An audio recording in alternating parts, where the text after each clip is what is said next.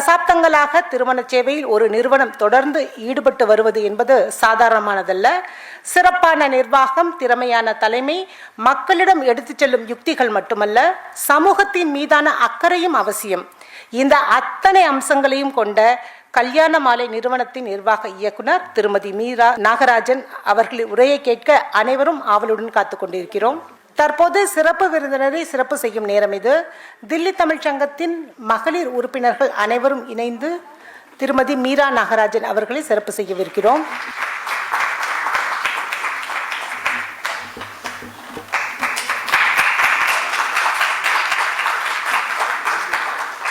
அனைவருக்கும் பணிவன்பான வணக்கங்களும் மகளிர் தின நல்வாழ்த்துக்களும். மகளிர் தின வாழ்த்துக்கள் என்பது மகளிருக்கானது மட்டுமல்ல, மகளிர் கர்ஜிப்பதற்கான வாய்ப்பை வழங்கிய ஆண்களுக்கும் ஆனது. எனவே ஆண்களையும் பெண்களையும் இந்த மகளிர் தினத்தில் வாழ்த்தி மகிழ்கின்றேன். டெல்லி தமிழ்ச்சங்கம் என்பது எங்களுக்கெல்லாம் மனதிற்கு மிக மிக நெருக்கமானது. கல்யாண மாலை ஆரம்பித்து 25 வருஷம் ஆகுது. கல்யாண மாலை ஆரம்பித்து 2000ஆவது ஆண்டு ஆரம்பிக்கப்பட்டது. ஆரம்பித்த ஒரு 2-3 மாதங்களுக்குள்ளாகவே கல்யாண மாலை சென்னையில் நடந்தது, கோயம்புத்தூரில் நடந்தது. அடுத்து எங்களுக்கு வந்த அழைப்பு டெல்லி தமிழ்ச்சங்கத்தில் இருந்து. எங்களுக்கு அப்படியே ஒரு பரவசமாக இருந்தோம் நாங்கள். ஏன்னா தமிழ்நாட்டை தாண்டி ஒரு 25 ஆண்டுகளுக்கு முன்னாடி ஒரு டிவி ஷோ, அந்த ஷோ பண்ணிட்டு இருக்கும் பொழுது டெல்லியிலேருந்து அழைக்கிறாங்கன்னா எவ்வளோ பெரிய விஷயமா இருந்திருக்கும் எங்களுக்கு. ஏன் சொல்கிறேன் அப்படின்னா, இன்னைக்கு கூட டெல்லி அப்படின்னா அது ஒரு பரவசமான அனுபவம் தான். இதை டெல்லியில் வந்து தமிழ்ச்சங்கத்தில் திருவள்ளுவர் அரங்கத்தில் பேசுறதுக்காக நான் சொல்லலை. எப்பவுமே நாங்கள் கல்யாண மாலை அவங்க சொன்ன மாதிரி வாரந்தோறும் பயணிச்சுட்டு இருக்கோம். இப்போதான் சென்ற மாதம் அமெரிக்காவில் 4 ஊரில் ப்ரோக்ராம் பண்ணியிருக்கோம். போன வாரம் கோயம்புத்தூரில் ப்ரோக்ராம் பண்ணியிருக்கோம். அப்படி ஊர்கள் நாடுகள் என்று பயணித்து கொண்டே தான் இருக்கின்றோம். அதனால வாரம் ஊருக்கு போகிறது, 2 நாள் 3 நாட்கள் எங்களுக்கான பயணம் அப்படிங்கிறதெல்லாம் சகஜமான ஒரு விஷயம்தான். நாங்கள் இருக்கிறது டி நகரில், எங்கள் அம்மா இருக்கிறது வெஸ்ட் மாம்பலத்தில். அப்போ நான் எப்போவுமே அம்மாவுக்கு ஃபோன் பண்ணி சொல்வேன், அம்மா இந்த மாதிரி நான் ஊருக்கு போகிறேன், இந்த மாதிரி பார்த்தேம்மா, நீ தான் வாட்ஸ்அப்பில் அனுப்பிச்சிருந்தியே, ரொம்ப சந்தோஷம், நன்னா பண்ணிட்டு வா, ஆசீர்வாதம் அப்படின்னு சொல்வா. சில நேரத்தில் சொல்கிறதுக்கு கூட எனக்கு நேரம் இருக்காது. ஏன்னா காலையில் போயிட்டு ராத்திரி வரும் தான் சொல்லக்கூட சொல்கிறது கிடையாது. ஆனால் நேற்றுக்கு என் அம்மாட்டேருந்து ஒரு அழைப்பு வந்தது. என்ன நீ டெல்லி போகிற, என்னை வந்து பார்க்கவே இல்லை அப்படின்னா. நான் சொன்னேன், என்னம்மா டெல்லி தானே போகிறேன் அப்படின்னு. இல்லை டெல்லினா பெரிய விஷயம் இல்லையா அப்படின்னா.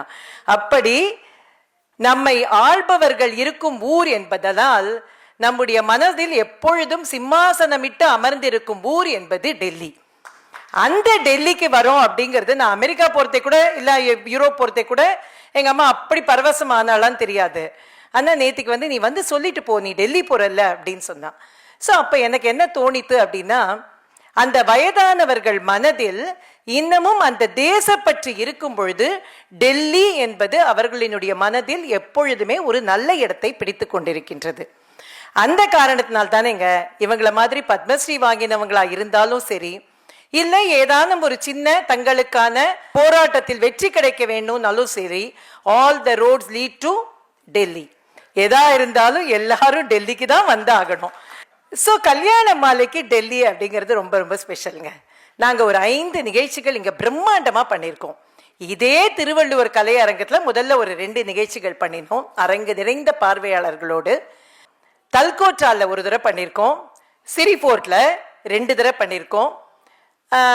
நம்முடைய தலைவர் யு பெருமாளாக இருக்கட்டும், செயலாளர் திரு முகுந்தனாக இருக்கட்டும், இவர்கள் எப்பொழுதுமே கல்யாண மாலையில் அவர்கள் தமிழ்ச்சங்கத்தில் பதவியில் இருக்கிறார்களோ இல்லையோ அதை பற்றியெல்லாம் கவலை இல்லை. கல்யாண மாலை டெல்லிக்கு வருகிறது என்றால், இல்லை கல்யாண மாலை ஒரு பெரிய நிகழ்ச்சியை சென்னையிலோ கோவையிலோ மும்பையிலோ செய்கிறோம் என்றால் அவர்கள் வந்து கல்யாண மாலையை வாழ்த்துவதை வழக்கமாக கொண்டிருக்கின்றார்கள். அந்த வகையில் திரு முகுந்தன் அவர்களுக்கும் பெருமாள் அவர்களுக்கும் இந்த நிர்வாக குழு உறுப்பினர்கள் அனைவருக்கும் கல்யாண மாலையின் சார்பில் என்னுடைய வாழ்த்துக்களையும் நன்றியையும் தெரிவித்துக் கொள்கின்றேன். ஏனென்றால் கல்யாண மாலை 25வது ஆண்டில் பயணித்துக் கொண்டிருக்கின்றது. டெல்லி தமிழ்ச்சங்கம் 80வது ஆண்டை நோக்கி பயணித்துக் கொண்டிருக்கின்றது. எனவே பெரியவங்க 80 வயசுக்காரவங்கள 25 வயசுக்காரங்க நமஸ்காரம் பண்ணி ஆசீர்வாதம் வாங்கிக்கிறது தான் வழக்கம். அந்த வகையில் தமிழ்ச்சங்கத்துக்கு என்னுடைய வணக்கங்களும் நமஸ்காரங்களும். முகுந்தன் அவரை எனக்கு கிட்டத்தட்ட 23-24 வருஷமா தெரியும். அதான் நம்ம கல்யாண மாலை ஆரம்பிச்சதுலேருந்து. அவரை பத்தி ஒரு வார்த்தை சொல்லணும் அப்படின்னா ஜெகதல பிரதாபன் அப்படின்னு ஒரு டைட்டில் கொடுக்கணும்னு நான் நினைக்கிறேன். ஏன்னா எந்த விஷயமாக இருந்தாலும் அதுல பூந்து புறப்பட்டு அதை எப்படியோ செய்து அதை வெற்றி காண்பது என்பது முகுந்தனுடைய வழக்கம். அந்த வகையில் எந்த விஷயத்தையும் அது நம்ம மோடிஜிட்ட பேசணும்னாலும் சரி, ஸ்டாலின் ஐயாவிடம் பேச வேண்டாலும் சரி, அதற்கான வாய்ப்பை கண்டுபிடித்து அதை செய்து முடிக்கக்கூடிய செயல் வீரர் அவர். அதே போல் யூ பெருமாள் அவர் அமைதியானவர், அதே நேரத்தில் காரியத்தில் வல்லவர். அவருடைய சமீபத்தில் 2024ஆம் ஆண்டு யூ பெருமாள் அவர்கள் அந்த பேச்சை கேட்டேன். அந்த பேச்சை கேட்ட பிறகு நினைத்து கொண்டேன், தமிழ்ச்சங்கத்திற்கு ஒரு பேச்சாளர் நிரந்தரமாக இருக்கின்றார் என்று நான் நினைத்து கொண்டேன். அந்த வகையில் மிகச்சிறப்பானதொரு பேச்சுக்கு சொந்தக்காரர். மிகச்சிறந்த நிகழ்ச்சிகளை செய்து கொண்டிருக்கின்றார்கள். சமீபத்தில் கூட பொங்கல் பட்டிமன்றம் மிகச்சிறப்பாக நடைபெற்றது என்று நான் கேள்விப்பட்டேன். அந்த வகையில் தொடர்ந்து தமிழுக்காக பாடுபடும், தலைநகரில் இருந்து பாடுபட்டு கொண்டிருக்கும் உங்கள் அனைவருக்கும், இந்த நிர்வாக குழு உறுப்பினர்கள் அனைவருக்கும், உமா உள்ளிட்ட அவைக்கு என்னுடைய மனப்பூர்வமான வாழ்த்துக்களும் வணக்கங்களும். பெண்கள் இன்றைக்கு இவ்வளவு பெரிய சாதனைகளை செய்திருக்கின்றார்கள். அவங்க போற போக்கில் சொல்லிட்டாங்க ஜென்ரல் ஈக்குவாலிட்டி வரத்துக்கு 100 வருஷம் ஆகும்னு. அதெல்லாம் ஒண்ணுமே இல்லை. இந்த மாதிரியான நிகழ்ச்சிகள் நடத்தி கொண்டே இருந்தோம் என்றால் இன்னும் 20-30 ஆண்டுகளுக்குள் அதெல்லாம் வந்துவிடும். அதற்காக நீங்க இப்படிலாம் பயமுறுத்தக்கூடாது அப்படின்னு அவங்களை நான் வேண்டி விரும்பி கேட்டுக்கிறேன். அதாவது டேட்டாஸ் என்ன வேணா சொல்லும், அதை பத்திலாம் நாம பயப்படக்கூடாது. அதனால நாம கண்டிப்பா இந்த வெற்றிகளை நாம் அடைவதற்கு மிக குறுகிய காலத்தில் அடைந்து விடுவோம் என்பதற்கு இந்த மேடை தான் உதாரணம். எத்தனை பெரிய ஜாம்பவான்களை இந்த மேடையில் நீங்கள் ஒன்றிணைத்திருக்கின்றீர்கள். டெல்லியில தமிழர்கள், தென்னிந்திய மக்கள் இத்தனை நல்ல வாழ்க்கை வாழ்கிறார்கள் என்பது எங்களுக்கு ரொம்ப பெரிய சந்தோஷமாக இருக்கின்றது. அந்த வகையில் இன்றைக்கு சாதனை பெண்மணிகள் விருதுகள் பெறும் பத்மஸ்ரீ கீதா சந்திரன் நடன கலைஞர். அவங்க உட்காரும் பொழுதே அந்த நடனம் எங்கும்போது சிலர் உட்கார்ந்தால் கம்பீரம் இருக்கும், நடன கலைஞர்கள் உட்கார்ந்து கொண்டால் அதில் நளினம் இருக்கும். அப்படி நளினத்தோடு அமர்ந்திருக்கும் சாதனை பெண்மணி கீதா சந்திரன் அவர்களுக்கு என்னுடைய வாழ்த்துக்களும் பாராட்டுதல்களும். அதே மாதிரி அடுத்ததாக அந்த சீக்வன்ஸே ரொம்ப அழகா இருக்கு. முதலில் நடன கலைஞர், அடுத்ததாக கர்நாடக இசை பாடகர் சுதா ரகுராமன் அவர்கள். அவருக்கு என்னுடைய வாழ்த்துக்களும் பாராட்டுதல்களும். ஏனென்றால் கலைகள் வாழும் இடத்தில்தான் லக்ஷ்மியும் சரஸ்வதியும் வாசம் செய்வாள். அந்த இடத்தில்தான் பாரம்பரியம் வளரும். அந்த இடத்தில்தான் அடுத்த தலைமுறைக்கான பாடம் சென்று சேரும். நாம எத்தனை கிளாஸ் எடுத்தாலும் அடுத்த தலைமுறைக்கு அறிவுரை சொல்லி கொடுத்து எதுவுமே பண்ண முடியாது. இம்மாதிரியான கலைகள் தான் அவர்களை நல்வழிப்படுத்தும். அந்த வகையில் மிகச்சிறந்த பெண்மணிகளாக உருவெடுத்திருக்கும் திருமதி சுதா ரகுராமன் அவர்களுக்கு என்னுடைய வாழ்த்துக்களும் பாராட்டுதல்களும். அடுத்ததாக அம்மா திருமதி லக்ஷ்மி அவர்கள். அவருடைய சுற்றுச்சூழல் ஆர்வத்தை கேட்ட பொழுது நான் பிரமித்து போனேன். டெல்லியில என்னமோ பொல்யூஷன் அது இதுன்னு சொல்றோம். இந்த மாதிரி 4 பேர் இருந்தா எல்லாம் சரியாயிடாது. 4 பேர் இருந்தா சரியாயிடாது. அதனால் அவருடைய சுற்றுச்சூழல் ஆர்வத்தை கேட்ட பொழுது நாமெல்லாம் என்ன பண்ணிட்டு இருக்கோம் அப்படின்னு தோணித்து. இந்த வயதிலும் அவருடைய அந்த சுறுசுறுப்பும் அவருடைய ஆர்வமும் எங்களை எல்லாம் பிரமிக்கின்றது. அம்மா அவர்களின் பாதம் தொட்டு வணங்கி அவருக்கு என்னுடைய வாழ்த்துக்களையும் பாராட்டுதல்களையும் தெரிவித்துக் கொள்கின்றேன். அடுத்ததாக டாக்டர் சுஜாதா. சொல்லவே வேண்டாம், மருத்துவத்துறை என்பதை ஏதோ ஒரு மருத்துவத்துறை, அதுவும் ஒரு துறை என்று நாம் யோசித்துக் கொண்டிருந்த காலகட்டத்தில் கொரோனா நமக்கு உணர்த்தியது மருத்துவர்கள் இல்லை என்றால் நாம் உயிர் வாழவே முடியாது என்று உணர்த்தியது. அந்த வகையில் மருத்துவத்துறையில் சாதித்துக் கொண்டிருக்கும் டாக்டர் சுஜாதா அவர்களுக்கு என்னுடைய வாழ்த்துக்களும் பாராட்டுதல்களும். பிரியா ரங்கநாதன் அவர்கள், அவர் ஓவியர் என்பதை அவர்கள் கூறியதிலிருந்து நான் தெரிந்து கொண்டேன். அந்த ஓவியருக்கு அதான் சொல்றேன், ஒரு இசை, ஒரு நடனம், ஒரு ஓவியம், ஒரு சுற்றுச்சூழல், ஒரு மருத்துவம் என்று இங்கே பிரமிக்க வைத்திருக்கிறார்கள் டெல்லி தமிழ் சங்கத்தினர். அவர்களுக்கு என்னுடைய வாழ்த்துக்களும் பாராட்டுதல்களும். அடுத்ததாக திருமதி ராஜேஸ்வரி. அவருடைய சமூக சேவை. சில பேருக்கு தன்னுடைய குடும்பத்தில் ஏதாவது ஒரு பிரச்சனை வந்ததுன்னா என்ன தோணும் அப்படின்னா அப்படியே நொடிச்சு போயிடுவாங்க, என்னத்த வாழ்க்கை வாழ்ந்து அப்படின்னு. ஆனால் சிலர் தான் தங்கள் வாழ்க்கையில் ஏற்பட்ட பிரச்சனையை அடுத்தவர்களோடு பொருத்தி பார்த்து அவர்கள் வாழ்க்கையை மேம்படுத்த வேண்டும் என்று யோசிப்பார்கள். அந்த வகையில் அடுத்தவர்களுக்காக சேவை செய்து கொண்டிருக்கும் திருமதி ராஜேஸ்வரி அவர்களுக்கு என்னுடைய வாழ்த்துக்களும் பாராட்டுதல்களும் நன்றியையும் தெரிவித்துக் கொள்கின்றேன். அடுத்ததாக திருமதி ராஜஸ்ரீ அவர்களுக்கு என்னுடைய வாழ்த்துக்களும் பாராட்டுதல்களும்.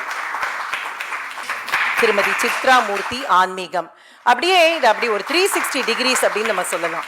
அப்படியே எல்லா துறையிலும் சாதித்தவர்களை இந்த மேடையில் அமர்த்தி இருக்கின்றார்கள். இதில் என்னை எப்படி பொருத்தினார்கள் என்று நான் பார்த்தேன். சாதனை செய்யாதவர்கள் தான் சாதனை செய்தவர்களை வாழ்த்த முடியும். அதற்காக இந்த மேடைக்கு என்னை அழைத்திருக்கிறார்கள் என்று நினைக்கின்றேன். அந்த வகையில் இத்தனை பெரிய, அதாவது 8 பேர் இருக்காங்க, அவங்க எல்லாரும் ஒரு அஷ்டலட்சுமி மாதிரி ஜொலித்துக் கொண்டிருக்கின்றார்கள். அவர்களுக்கு என்னுடைய வாழ்த்துக்கள் பாராட்டுதல்கள் நன்றி. அவர்கள் மென்மேலும் அவர்கள் ஆரோக்கியத்தோடும் நல்ல மனநலத்தோடும் வாழ்ந்து இந்த சமூகத்திற்கு மிகச்சிறந்த பங்காற்ற வேண்டும் என்று எல்லாம் வல்ல இறைவனை பிரார்த்தித்துக் கொள்கின்றேன். இன்றைக்கு மகளிர் தினம் உலகம் முழுவதும் இன்டர்நேஷனல் சர்வதேச மகளிர் தினம் அனுசரிக்கப்படுகின்றது. ரஷ்யாவில் ஆரம்பிச்சது, இப்படி எல்லாம் வளர்ந்தது அப்படின்னு எல்லாம் நம்ம நிறைய படிக்கிறோம். ஜெண்டர் ஈக்குவாலிட்டிக்காக வந்தது, பெண்களின் உரிமையை பெற்று தருவதற்காக வந்தது. அது எல்லாம் ஒரு பக்கம் இருக்கட்டும். பெண்களுக்கு என்ன ஒரு 2+ என்ன ஒரு 2- அப்படிங்கிறத சின்ன சுருக்கமா சொல்லிட்டு நான் விடைபெறலாம் அப்படின்னு நினைக்கிறேன். ஒண்ணு, நான் நினைக்கிறது, நாம எத்தனை பெரிய விஷயம் செஞ்சாலும் இவ்வளோ பெருசா செஞ்சோம் அப்படின்னு யோசிக்கிறதே கிடையாது. இது நான் இந்த சாதனை பெண்களை பார்த்து நான் சொல்லல, குடும்பத்தில் இருக்கிற ஒவ்வொரு பெண்மணிகளை பார்த்தும் சொல்கின்றேன். அது முகுந்தனின் மனைவியாக இருக்கட்டும், பெருமாளின் மனைவியாக இருக்கட்டும், அல்லது வந்திருக்கும் யாராக வேண்டுமானாலும் இருக்கட்டும். அந்த குடும்பத்துல இவங்கெல்லாம் சமூக சேவன் வெளியில வந்தா அந்த குடும்பம் நல்லபடியா நடந்து, அந்த குடும்பத்துல இருக்கிறவங்க பாட்டு டான்ஸ்னு கத்துண்டு, அந்த குடும்பத்துல இருக்கிறவங்க முன்னேறி நல்லா படிச்சு அவங்க ஒரு நல்ல இடத்துல கல்யாணம் பண்ணி போறாங்கன்னா இது எல்லாம் யாரால் நடந்தது? எங்கேயாவது ஒரு மேஜிக் நடந்ததா? இல்லைன்னா ஏதாவது ஒரு பூதம் பண்ணித்தா? இல்லவே இல்லை. பெண் என்ற பூதம் தான் செய்தது. அந்த மனைவிமார்களுக்கு அவர்கள் செய்வது அனைத்துமே சாதனை தான், ரொம்ப பெரிய சாதனை. நம்ம வீட்டில் ரொம்ப சாதாரணமா நினைச்சிட்டு இருக்கோம். ஆனா இன்றைய காலச்சூழல்ல இந்த மாதிரி குழந்தைகளை ஒரு நல்ல ஒரு ஒரு அவங்களோட மூட் ஸ்விங் இல்லாம, அதாவது நமக்கு எத்தனையோ மூட் ஸ்விங் இருக்கு, ஆனா எதையும் காமிச்சிக்க முடியாது. எதையுமே காண்பித்துக் கொள்ளாமல் அந்த குழந்தைகளை எந்த டிப்ரெஷனும் இல்லாம, மூட் ஸ்விங்கும் இல்லாம, அவங்க எந்த தப்பான பாதைக்கும் போயிடாம அவர்களை பாதுகாத்து நல்லவர்களாக வல்லவர்களாக வளர்த்து இந்த காம்படிட்டிவ் வேர்ல்டுல அவர்களையும் முன்னிறுத்தி அதை தாண்டி அவர்களையும் ஒரு குடும்பத்தில் கொண்டு போய் சேர்ப்பது என்பது சாமானிய காரியம் அல்ல.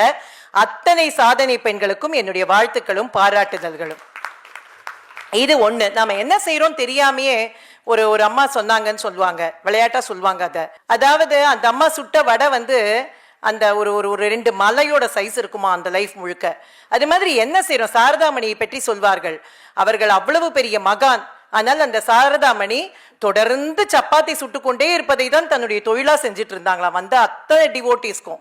அந்த மாதிரி பெண்கள் தாங்க இதை செய்யறோங்கிற உணர்வே இல்லாமல் எல்லோருக்குமாக செய்து கொண்டிருக்கிறார்கள். அவர்களுக்கு வாழ்த்துக்கள். இரண்டாவதாக நான் சொல்றது என்ன அப்படின்னாக்க, எதுக்காகவும் எதையும் பற்றி சிந்திக்காமல் அடுத்தவர் நலனை பற்றியே சிந்திப்பது என்பதுதான் அவர்களுடைய மிகப்பெரிய குணம். இந்த 2 நமக்கு பிளஸ் அப்படின்னு நம்ம நினைச்சோம் அப்படின்னா 2- அப்படின்னு நினைக்கிறேன். இந்த பிளஸை பத்தி நம்ம இன்னும் கொஞ்சம் ஒழுங்கா பேசணும்னா, நான் இன்னைக்கு காலம்பரை நான் இந்த ஃபிளைட்ல வந்துட்டு இருக்கும் பொழுது ஒரு சும்மா அப்படியே இந்த 6E மேகசினை பரட்டிட்டே இருந்தேன். அப்ப என்ன ஒரு சின்னதா ஒரு ஆர்டிக்கல் பார்த்தேன். அந்த டெஹ்ராடூன், அதாவது உத்தரகாண்ட்ல, அங்கிருந்து பக்கத்துல மதோலிங்கிற ஊருக்கு பக்கத்துல புவாரின்னு ஒரு சின்ன கிராமம் இருக்கான். அந்த சின்ன கிராமம் இத்தனை நாட்களாக வெறும் மலைவாழ் கிராமமாக தான் இருந்தது. அந்த மலைவாழ் கிராமமாக இருந்ததுல ஒண்ணுமே லைவ்லிஹுட்ங்கிறது ஒண்ணுமே கிடையாது. அந்த மாதிரி இருந்த கிராமம் சமீப காலமாக நோட்டீசபிளா இருக்கு. அதை பற்றின ஆர்டிகல்ஸ் வர அளவுல அது ஒரு ரெகக்னிஷன் கிடைச்சிருக்கு. எப்படின்னு பார்த்தா, அங்க இருக்கிற 60 பெண்களாக சேர்ந்து கொண்டு அந்த இடத்தில் ஒரு டூரிசமை டெவலப் பண்ணி அவங்க அங்க வரவங்களுக்கு எல்லாருக்கும் ஒரு டூரிஸ்ட், அவங்களே அந்த ஏர்பிஎன்பி மாதிரி தங்களுடைய வீட்லயே ஹவுஸ் கெஸ்டா அவங்களை வச்சுட்டு, ஹோம் கெஸ்டா அவங்களை வச்சுட்டு அவங்களுக்கான சாப்பாடு, அவங்களுக்கான சுற்றுலா எல்லாத்தையும் பண்றாங்களாம். அந்த பெண்கள்கிட்ட ஒரு சின்ன இன்டர்வியூ பண்ணியிருக்காங்க. அந்த பெண்கள் சொல்லியிருக்காங்க, நாங்க we are no more a guide, நாங்க ஒன்றும் கைடு கிடையாது, இனிமே நாங்க எல்லாரும் ஒரு ஆண்டர்பிரனர்ஸ் அப்படின்னு சொல்லிருக்காங்க. அந்த மாதிரி தான் நம்முடைய ஒவ்வொரு கிராமமும் இன்னைக்கு வளர்றது அப்படின்னா பெண்களால் தான். பெண்களினுடைய சுய உதவி குழுக்கள் தமிழ்நாட்டில் இது ரொம்ப நிறைய இருக்கு. பெண்களினுடைய பெரிய ஆண்டர்பிரனர்ஸ், இல்லைன்னா சாதனை பெண்கள், இல்லைன்னா பெரிய சிஇஓ சிஎஃப்ஓஸ், இல்லைன்னா வைஸ் பிரசிடென்ட் இப்படி இருக்கணும்னு அவசியம் கிடையாது. அது ஒரு பக்கம். அது வந்து ஒரு 1% இருக்கலாம், 0.5% இருக்கலாம். ஆனால் பெரும்பாலான பெண்கள் தங்களுடைய குடும்பத்தையும் காப்பாற்றி கொண்டு சில இடங்களில் குடிகார கணவனையும் அவனுடைய வருமானம் வரவே வராத இடத்துல அவனை பற்றி பொருட்படுத்தாமல் தன்னுடைய குடும்பத்துக்காக உழைத்துக் கொண்டிருக்கின்றார்கள். அந்த பெண்களுக்கு தான் இன்றைக்கு நாம் பாராட்டுதல்களை தெரிவித்துக் கொள்கின்றோம். சரி, 2 நல்ல பிளஸ்லாம் சொல்லிட்டீங்க. பெண்களுக்கு என்ன மைனஸ்? இது பெண்களுக்கு மைனஸா அப்படிங்கிறது எனக்கு தெரியாது, எல்லா பெண்களுக்கும் இருக்கான்னு எனக்கு தெரியாது. ஆனால் நான் என்ன உணர்ந்தேன் என்பதை பற்றி தான் நான் பேசுறேன். நான் வந்து பெண்கள்கிட்ட இருக்கிற மைனஸ்னு நான் யோசிக்கிறத உங்கள்கிட்ட சொல்றேன். இது இல்லாம கூட இருக்கலாம். ஒண்ணு வந்து அந்த பொறுப்புகளை 100% சுமப்பது என்பது பெண்களிடம் கொஞ்சம் குறைவாக இருக்கின்றது. அது ஒரு நிறுவனமாக இருக்கலாம், இல்லது குடும்பமாக இருக்கலாம், இம்மாதிரியான அசோசியேஷனா இருக்கலாம், என்ன வேணா இருக்கலாம். நமக்கு ஒரு எண்ணம் அப்படின்னா, எனக்கு மேல ஒருத்தர் இருப்பார், எல்லாத்தையும் ஏதோ வந்து நம்ம என்ன முடியறதோ அது வரைக்கும் பண்ணிடலாம், முடியாததை அவங்க பார்த்துப்பாங்க. அது குடும்பத்திலையும் அப்படிதான். நாம முடியற வரைக்கும் செஞ்சிருவோம், முடியாததை கணவர் பார்த்துப்பார், முடியாததை அப்பா பார்த்துப்பாங்க, முடியாததை அண்ணா பார்த்துப்பாங்க. அதே மாதிரி நிறுவனங்களிலும் அப்படித்தான். ஏதான கிரைசிஸ் வரும், ஃபினான்ஷியல் கிரைசிஸ் வரும், இல்லைன்னா லீகல் பிரச்சனைகள் வரும். அப்ப என்ன தோணும்? என்ன மாதிரி இருக்கிறவங்க கூட சொல்றேன், நாங்க என்ன நினைப்போம் அப்படின்னாக்க, நம்ம நல்ல விஷயங்கள் நடக்கிற வரைக்கும், பாராட்டுதல்களை பெறுகிற வரைக்கும் நாம அந்த நிறுவனத்துல ஒரு பெரிய பொறுப்புல இருக்கோம் அப்படிங்கிறத உணர்வோம். ஏதான ஒரு சின்ன பிரச்சனை, ஒரு பேங்க்லேருந்து வந்து பேசுறாங்க அப்படின்னா மோகன் சாரை விட்டுருவாங்க, சரி சார் போய் பேசிக்கிட்டோம் அப்படின்னு. அது மாதிரி பெண்களுக்கு அந்த சின்ன, அது வந்து பெண்களின் பிரச்சனையா என்று நான் பார்க்கவில்லை, சமூகத்தினுடைய பிரச்சனை. நீ இருமா, நீ எதுக்கு, நான் பார்த்துக்கிறேன் அப்படின்னு ஆண்களே சொல்கிறார்கள். இரண்டாவது, அதோடு கனெக்டட் தான் அது. இன்னொன்று, பாதுகாப்புக்காக அடுத்தவரை நம்புவது. அடுத்தவர் யாரான ஒருத்தர் வந்து ஒரு ஹீரோ வந்து நம்மளை காப்பாற்றுவோன்னு எத்தனை காலங்க நினைச்சிட்டு இருக்க முடியும்? எந்த ஹீரோவும் வந்து காப்பாற்ற முடியாது. ஏன்னா ஹீரோவுக்கு தன்னை காப்பாற்றிக்கிறதுக்கே நேரம் போறல இன்னைக்கு. அதனால பெண்கள் எப்பொழுதுமே தன்னை காப்பாற்றுவதற்கு ஒரு ஹீரோ வருவார் என்று யோசிக்க முடியாது. ஹீரோன்னா நான் விஜய், அஜித், ரஜினி எல்லாம் சொல்லல. நான் சொல்வது நம்முடைய குடும்பத்தில் இருக்கும் ஹீரோக்கள். நம்முடைய அண்ணன், நம்முடைய கணவர், நம்முடைய அப்பா. எங்கேயோ ஒரு இடத்துல பைக்ல விழுந்துட்டோம்னா, இல்ல ஸ்கூட்டர்ல போறதே விழுந்துட்டோம்னா அப்பா அப்படின்னு போன் பண்றோம். ஆனா எந்த ஆணும் அப்படி போன் செய்ததாக என் சரித்திரமே கிடையாது. விழறோம், ஆக்சிடென்ட்ல மாட்டிக்கிறோம், ஏந்துக்கிறோம், ஏந்துட்டு தாமாட்டி வந்துருவாங்க ஆண்கள். ஆனால் பெண்கள் மட்டும் என்ன நினைக்கிறோம் அப்படின்னா, என்னுடைய பாதுகாப்புக்கு யாராவது வந்தா, சும்மா ஒண்ணும் இல்ல, நான் எல்லாம் உலகம் முழுக்க தனியா தான் போயிட்டு வரேன், ஆனா இன்னைக்கு காலம்பரை எனக்கு தோணித்து யாரான கூட வந்தா நல்லா இருக்குமே அப்படின்னு தோணித்து. அப்பதான் எனக்கு என்ன தோணித்துன்னா, சைக்கலாஜிக்கலி ஒரு சின்ன பிரச்சனை பெண்களிடம் இருக்கின்றது. யாரோ ஒருத்தர் நம்மோடு கூட வர வேண்டும், யாரோ ஒருத்தர் பாதுகாக்க வேண்டும். அப்படி பாதுகாக்க வேண்டும் என்று நினைத்து சின்ன வயசுல உள்ள குழந்தைகளுக்கு ஏற்படும் பிரச்சனைகளை பற்றி நான் பேசல. ஆனா மிடில் ஏஜ்ல ஏற்படுறது, இல்லைன்னா ஒரு 15-16 வயதுக்கு பிறகு பெண்களுக்கு பிரச்சனை ஏற்படுறதுன்னா என்ன காரணம்? பெரும்பாலான இடங்களில் நம்மை காப்பாற்ற யாரோ ஒருவர் வருவார் என்று எதிர்பார்க்காமல் நம்மை காப்பாற்றிக் கொள்ள நாம் தான் என்று முடிவு செய்தால் பெண்களால் தங்களை தாங்களே காப்பாற்றிக் கொள்ள முடியும் என்று நான் நினைக்கின்றேன். இந்த 2 விஷயத்தையும் பெண்களுக்கு ஏற்பட்ட பிரச்சனைகளோ இல்ல பெண்கள் வந்து தங்களை முடக்கின்றாங்களோ நான் சொல்ல மாட்டேன். இது நம்முடைய ஜீன்ல இருக்கிறது. ஆண்களுமே சொல்கிறார்கள், நீ ஏன் கஷ்டப்படுற, நீ போ, நான் கூட வரேன் அப்படின்னு சொல்றாங்க. ஆனால் அதிலிருந்து, அந்த சமூக கட்டமைப்பிலிருந்து நாம் மாறி வெளியே வர வேண்டும் அப்படிங்கிறது தான். அது பண்ணினோம்னா அது வந்து நமக்கான அந்த அவங்க சொல்ற ஜெனரல் ஈக்குவாலிட்டிங்கிறது 100 ஆண்டுகள் எல்லாம் ஆக வேண்டாம், இன்னொரு 10-15 ஆண்டுகளிலேயே நாம் அந்த ஜெனரல் ஈக்குவாலிட்டி அப்படிங்கிறதுக்காக வந்துவிட முடியும் அப்படின்னு நான் நினைக்கிறேன். கடைசியாக, பெண்கள் தியாகத்தின் உருவம். அதாவது பட்டிமன்றத்தில் பேசி முடிக்கணும்னா இப்படி பேசி முடிப்பாங்க. அதாவது இந்த பெண்களை பற்றி ஒரு நிகழ்ச்சி பேசுகிறோம் அப்படின்னா பட்டிமன்றத்தில் எப்படி முடிப்பார்கள் என்றால், பொதுவாக நாங்கள் சூரியன், ஆனால் வெப்பத்தை தராமல் ஒளியை தரக்கூடிய சூரியன். நாங்கள் கடல், ஆபத்தை தராமல் மேகத்தை மாத்திரம் தரக்கூடிய கடல். நாங்கள் காற்று, புயலாக வீசாமல் தென்றலாக மட்டுமே வீசக்கூடிய காற்று அப்படின்னு எல்லாம் சொல்லி பெண்களை பற்றி முடிப்பார்கள். ஆனால் அது எதுவுமே உண்மை கிடையாதுங்க. பெண்கள் ஒன்றும் தியாகத்தின் சிகரம் அப்படின்னு எல்லாம் நமக்கு பேர் வரணும் அப்படிங்கிறது முக்கியம் இல்லை. தியாகத்தின் சிகரமாக நாம இருந்தோம் அப்படின்னா நாம எதையோ ஒன்றை இழந்துட்டோம் தான் அர்த்தம். ஒண்ணு, நாம் சாதிக்க வேண்டியதை இழந்தோம், அல்லது நம்ம குடும்பத்தினரோ நம்மை சுற்றி உள்ளவர்களோ சாதிக்க கூடியதை நாம் தடுத்து விட்டோம் என்று பொருள். அதை தாண்டி நாம் பலசாலிகளாக சக்திசாலிகளாக இருக்க வேண்டும். அப்படி இருக்கணும்னா என்ன வேணும் அப்படின்னு பார்த்தா எனக்கு தெரிகிறது 2 பலம் வேண்டும், 2 நலன் வேண்டும். 2 பலம் என்ன அப்படின்னா நம்முடைய உடல் பலம். அந்த உடல் பலம் இல்லாம நம்ம ஆரோக்கியத்தை சாக்ரிஃபைஸ் பண்ணிட்டு நான் எல்லாம் என் குடும்பத்துக்காக ஓடா உழைச்சேன், அதெல்லாம் 50 வருஷ கதை. அந்த ஜிங்சக்லாம் இப்ப வேண்டவே வேண்டாம். நம்முடைய ஆரோக்கியம் நல்லா இருந்தாதான் நாம அடுத்த தலைமுறை என்ன, நம்முடைய கணவருக்கு இல்ல நம்முடைய குடும்பத்திற்கு பாரம் இல்லாமல் இருப்பதற்கான வாய்ப்புகள் இருக்கின்றது. அதனால உடல் ஆரோக்கியம் ஒன்று, அதை பலம்னு சொல்றேன். 2வது ரொம்ப ரொம்ப முக்கியமா நான் சொல்றது பொருளாதார பலம். எல்லாவற்றிற்கும் கணவனின் கையையோ அப்பாவின் கையையோ அண்ணனின் கையையோ எதிர்பார்த்து வாழாமல் நம்முடைய வாழ்க்கைக்கு தேவையான விஷயங்களை நாமே சுயசார்பாக இருப்பது அப்படிங்கிறது ரொம்ப ரொம்ப முக்கியம் அப்படின்னு நான் நினைக்கிறேன். அதனால் அந்த 2 பலமும் நமக்கு தேவை. 2வது நலன் அப்படின்னா நம்முடைய மனநலன். நாம எல்லாருக்காகவும் செஞ்சுட்டு எல்லா பொண்ணோட பிரச்சனை, மாப்பிள்ளையோட பிரச்சனை, அப்பாவோட பிரச்சனை, அண்ணனோட பிரச்சனை, கணவரோட பிரச்சனை, மீதி குடும்பத்துல மாமியார் மாமனார் பிரச்சனை எல்லாத்தையும் நான் சேர்த்துண்டு நான் டிப்ரெஷன்னால என்னுடைய உடம்பை தேவையே கிடையாது. எதை நம்மளால எடுத்துக்க முடியுமோ எல்லா உலகத்துல எல்லாத்தையும் நாம மாத்துறதுக்குன்னு நம்ம பிறக்கல. எதை மாற்ற முடியுமோ அதை மாற்றுவோம், மாற்ற முடியாத கடந்து போகலாம். அதனால நம்முடைய மனநலன் என்பது மிக மிக முக்கியமானது அப்படின்னு நான் நினைக்கிறேன்.